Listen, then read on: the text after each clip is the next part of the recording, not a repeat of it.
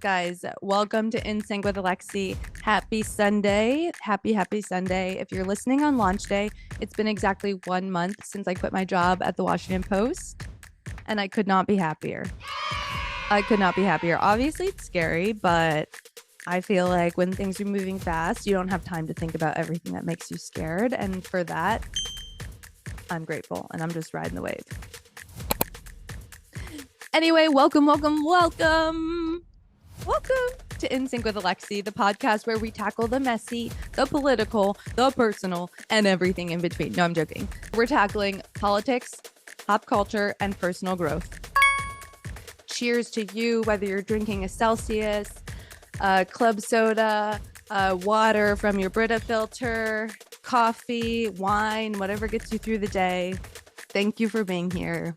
Whether you're pretending to work from home, crying in the shower, on your way to work, walking the dog. Thank you so much for being here. Thank you for being here, truly. Thank you. I'm so glad that you are spending a little bit of time with me, and I'm grateful that we're here on this journey together. So thank you. I have been obviously practicing and trying out different formats for this podcast in advance of its launch. And so I think what I'm going to try for this episode is what I'm calling the mullet podcast. We're going to do business in the front, party in the back. Okay, let's get right into it. If you're listening on September 15th, it's been exactly 1 month since I quit my job at the Washington Post. I was an opinion editor. I was writing a weekly 2024 newsletter. At one point, I thought it was a dream job. I used to walk through the historic building thinking this was going to be the place where I grew old, where my hair turned gray. I dreamed of maybe one day running the department and thinking that's when I'll have made it. And then things started getting a little weird. In part because, and I was saying this to Zach the other day, like I was at the Washington Post for 1 year, and during that year, I had also started, it overlapped basically the exact same time. I had started doing something called brain spotting therapy, which is this intense exposure therapy basically for childhood trauma. I'm going specifically for childhood sexual abuse. It's a whole thing, okay? It's a whole thing. I would not wish this on my worst enemy. It's painful and horrific, but that's all to say that I've been doing this crazy exposure therapy at the same time I've been at the Washington Post. And because a lot of it is inner child work and kind of dealing with all of the crazy stuff that's happened to me in the past, I was unable to look away from the dynamics that replicated my traumatic family dynamics that were popping up at work. So when I started to feel like at work, I was either being misunderstood or overlooked, or like I had to continue trying to prove who I was or prove my worth just to get some sort of external validation, I was like, I cannot, this is not the vibe anymore. When that turned into sort of them asking me to take up less space, to become smaller and not bigger. And when I felt like I had to conform and be, every day I felt I had to show up and be a certain version of myself, almost in a straitjacket. And when I realized that that was the dynamic that was popping up at work, and that was the dynamic, by the way, that's been at every place I've worked, because I've unintentionally sought that out, sort of subconsciously sought that out because of recreating family dynamics and wanting to do that. But anyway, when I started feeling like I was dreading going to work, when I would wake up and feel dread, which was a familiar feeling because I felt that when I was really depressed, especially like in the entirety of 2021, I was like, something's got to change. So it's been 1 month. If you're listening on September 15th, it's been 1 month since I quit my job, what I once thought was a dream job at the Washington Post. Younger me was like, holy crap, when I got the job at the Washington Post. younger me is like, holy crap, now that I left and I'm taking a chance on me to start a podcast. I mean, obviously things change and it's good that things change. I'm totally somebody who leans toward taking big swings, even if that means it's coming with big misses. I like taking big risks, especially in my career and in life. I don't really know how to live any other way. Sometimes it's difficult, but I'm ready and willing to bet on myself. And I have been through some of the worst professional situations that probably anybody could go through. And I just turned 31. And so I kind of also feel like, what's the worst that could happen professionally if I go out on my own? So this is me out on my own. Welcome to In Sync with Alexi. My boyfriend loves me so much. He was like last night, why can't it just be called the Alexi Show? And I was like, babe, I love you. I don't know that I'm there yet, but one day I will be there and it will be called the Alexi Show, like the Amanda Show. Anyway, let's get on to the main topics because we got some stuff to talk about.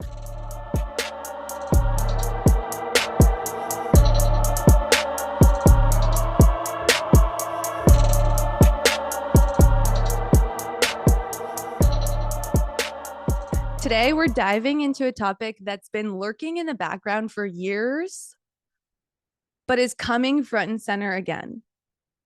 Donald Trump's cognitive decline and whether or not he is really fit to hold office, mentally, emotionally, and like, I don't know, just practically. Think of it, your kid goes to school and comes home a few days later with an operation. The school decides what's going to happen with your child.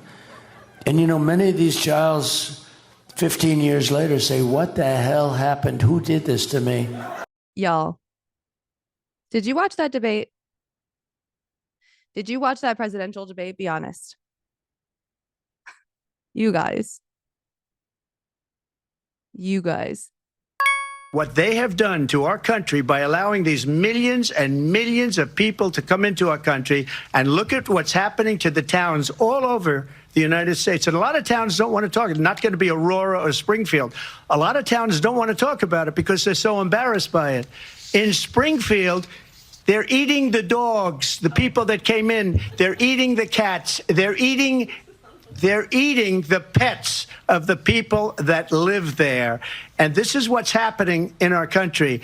A lot of people explored this topic when President Biden was still in the race. And so I think it's only fair that we continue to explore this topic with Donald Trump still in the race.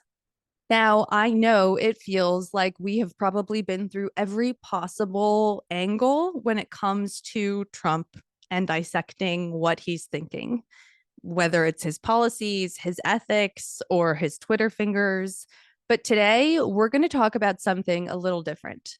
Let's put aside the partisanship just for a second and consider what it means to have a leader who is showing clear signs of, I mean, we could call it cognitive fatigue. Okay, let's call it cognitive fatigue. And before you roll your eyes thinking, here we go again, the media bashing Trump, ask yourself this. If any other world leader were fumbling through his words, struggling to put together sentences, forgetting critical information, repeating the same types of erratic behavior, wouldn't we be having this conversation? We were when Joe Biden was still running to be president again. I mean, look, we've all seen the clips, right? We've heard the gaffes, but this is more than just a guy who says bizarre things off the cuff. And it is more than just someone who calls it like it is, which was the excuse that everyone started giving him really in 2016, starting in 2016. What we're witnessing right now with Donald Trump, and I'd argue especially since his debate with Kamala Harris, is a pattern of behavior that, let's be honest, if it were happening to your boss or a friend or your relative, even a neighbor, this would be setting off alarm bells. It would be easy to joke about Trump mixing up the names of world leaders or struggling to string together coherent thoughts at a rally. That's easy. But it's a lot harder to focus on and confront the ugly truths, the reality that something is not okay, that this man who wants to be in charge of the nuclear codes again is mentally unwell. It's not just about making fun of him. It's not about making fun of him at all. It's about what kind of mental sharpness, the type of cognitive ability and acuity that we should all expect from leaders of the free world. And that's terrifying when you consider what state he is in. Guys, do you remember back in 2020, the infamous person, woman, man, camera, TV? And I said, is there some kind of a test, an acuity test? And he said, there actually is, and he named it, whatever it might be. And it was 30 or 35 questions. The first questions are very easy. The last questions are much more difficult. Like a memory question, it's like you'll go person, woman, man, camera, TV. So they say, could you repeat that? So I said, yeah. So it's person, woman, man, camera, TV. Okay, that's very good. If you get it in order, you get extra points. Okay, now he's asking you other questions, and then 10 minutes, 15, 20 minutes later, they say, remember the first question? Not the first, but the 10th question? Give us that again. Can you do that again? And you go person, woman, man, camera, TV. If you get it in order, you get extra points. They said nobody gets it in order. It's actually not that easy, but for me it was easy. And that's not an easy question. In other words, they ask it to you, they give you 5 names and you have to repeat them, and that's okay. If you repeat them out of order, it's okay, but you know, it's not as good. But then when you go back about 20, 25 minutes later and they say, go back to that question, they don't tell you this, go back to that question and repeat them. Can you do it? And you go, person, woman, man, camera, TV. They say, that's amazing. How did you do that? I do it because I have like a good memory, because I'm cognitively there. Trump proudly proclaimed that his ability to remember those words, those 5 words in order, that meant he was mentally fit to lead the nation. Let that sink in for a second, please. Imagine your cutest niece or nephew coming up to you being like, person, woman, man, camera, TV, now I can be president. And you'd be like, sure, sweetie. That's a joke. That's a joke. But Trump used his ability to remember those words in order as the reason why he was fit to lead this country. Mentally fit, by the way. But here's the thing. And when the facts aren't on your side, I understand why it's easy to leave them out, like Trump so often does. That's a test that's meant to detect cognitive impairment, not necessarily to certify you as mentally sharp. Passing it doesn't mean that you're brilliant or some impeccable genius. It just means you're not experiencing severe dementia yet, or at that time of testing.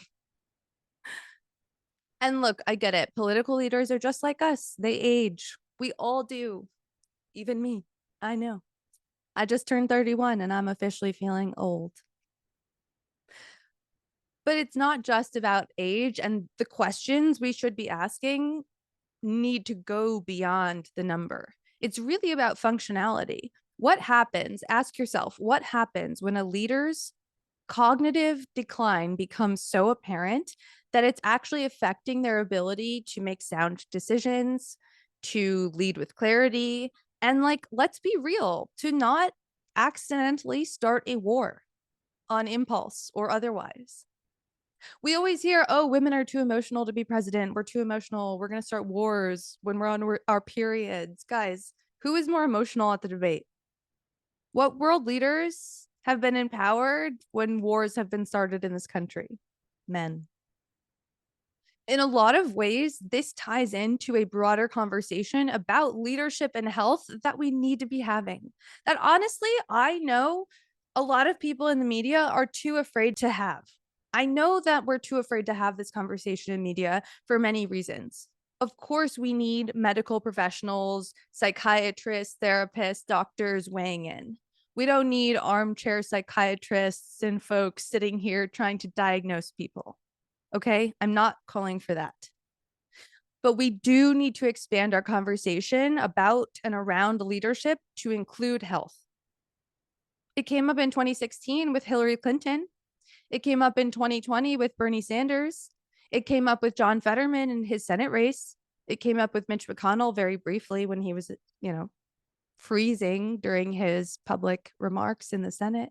So we have seen firsthand how voters react to physical ailments or even just speculations around health scares. I mean, just look at how those candidates have been scrutinized in the past. But cognitive decline, especially with somebody who puts forward this kind of macho persona and who otherwise seems physically fit because they have stamina, cognitive decline is trickier because it can go unnoticed until, it's really, really noticeable. They're eating the dogs. I mean, we saw this at the first debate with Joe Biden. Make sure that all those things we need to do, child care, elder care, making sure that we continue to strengthen our healthcare system, making sure that we're able to make every single solitary person eligible for what I've been able to do with the with the COVID. With dealing with everything we have to do with. Look, if we finally beat Medicare. That is facts. We saw that at the first debate with Joe Biden, and a lot of voters in focus groups, polling and otherwise said one of the top reasons why they wanted a debate between Joe Biden and Donald Trump at all was to measure essentially the cognitive decline or cognitive ability of the two men since they were elected.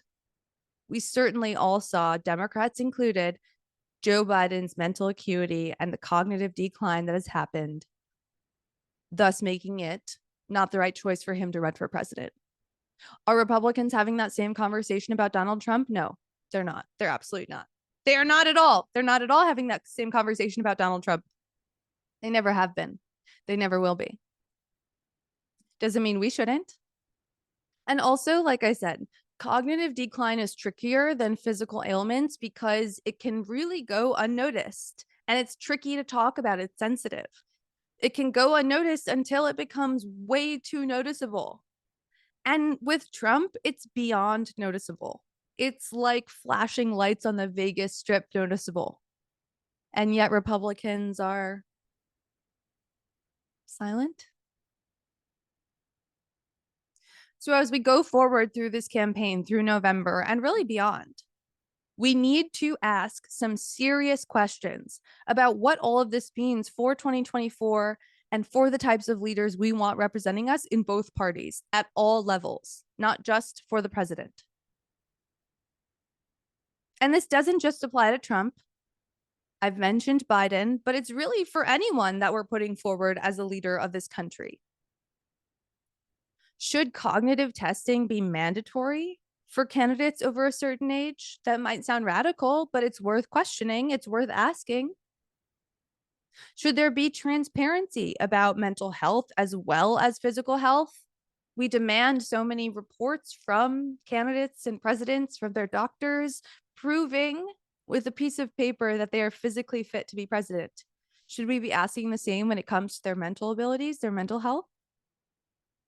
And most importantly, what on earth do we do when all of the signs are there, but the larger political machinery just kind of keeps pushing forward like as if nothing is wrong?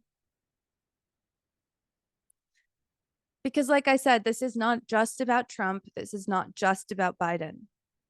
The bottom line here, and this is my big takeaway from the debate, it's about a system that allows leaders to stay in power even when they're no longer fully capable of serving us. And that, my friends, should worry all of us.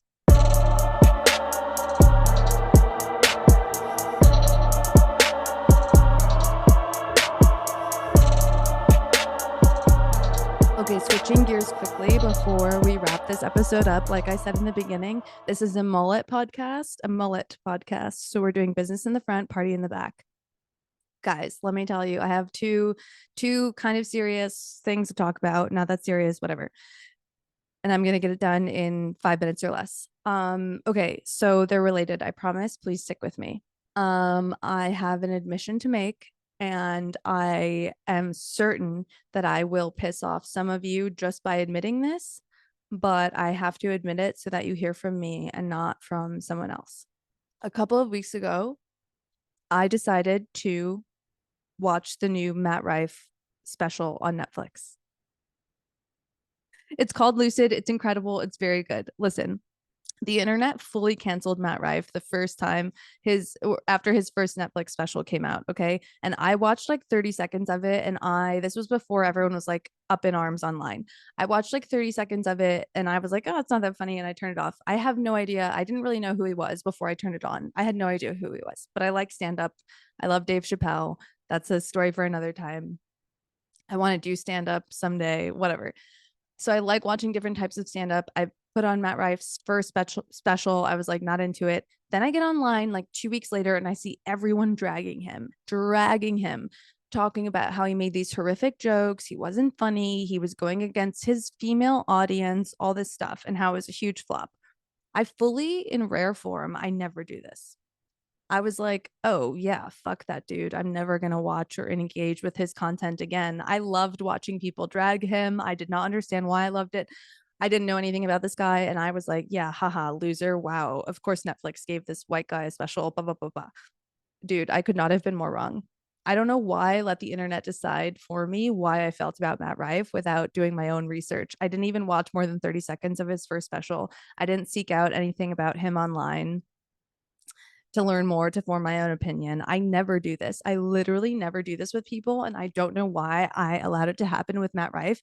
I guess because the internet was so loud, I just decided that they were correct because of that. And because I watched 30 seconds of it and I decided in those 30 seconds, like I didn't really fuck with it, that I was like, oh, cool. Now that the internet's corroborating my hunch, I guess I can decide that Matt Rife is a bad person fully and I don't have to engage with him or whatever. Well, what do you know?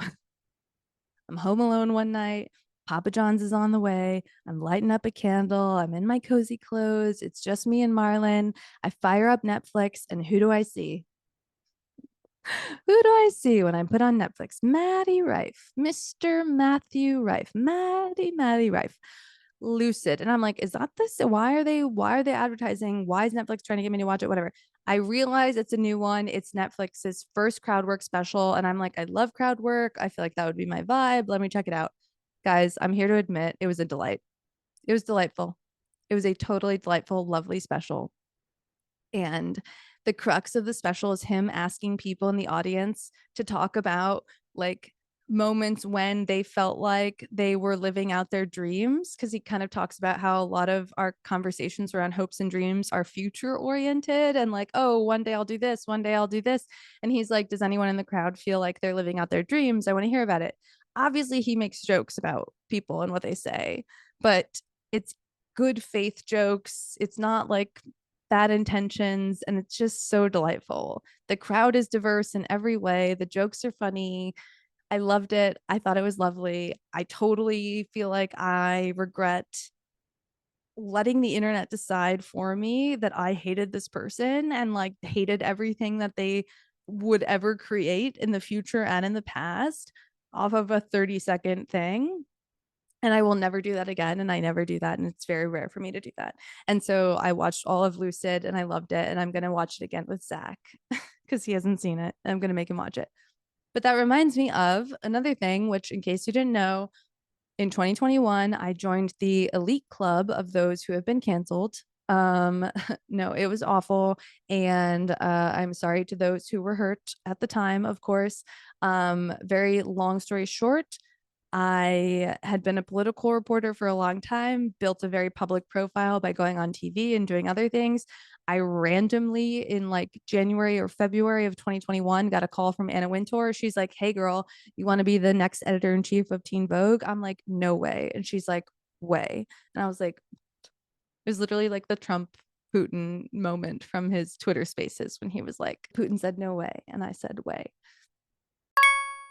Do it, Vladimir. You do it, it's going to be a bad day. You cannot do it. And I told him things that what I do, and he said, no way. And I said, way. And I was like, yes, of course, whatever. It was totally a crazy dream job. I'm very entrepreneurial. I was like, let's do it. Being a young, Black, ambitious woman, right-wing trolls came after me. They found these old tweets from like 2010, 2011, where I was like, my brain was underdeveloped. I was a product of my environment, which was very racist and Midwestern and negative and chaotic and bad at the time. Luckily, I got to grow and learn and unlearn so many things. Unlearning is such a big part of cancel culture, like the conversation that we don't talk about. It's always like, what are you doing to learn? Are you doing the work to learn? And it's like, we have to unlearn so many harmful things like stereotypes being applicable to anyone at all. I mean, like the number of times people say weird shit to me, like have asked me unprompted if I know how to swim, because apparently there's a stereotype that Black people don't know how to swim. Like, that's crazy. I taught my dad how to swim. Does that matter? Like, who cares? What do you mean? Or like that we have big noses and eat fried chicken and whatever. Like, leave me alone. Okay. Stereotypes, bad.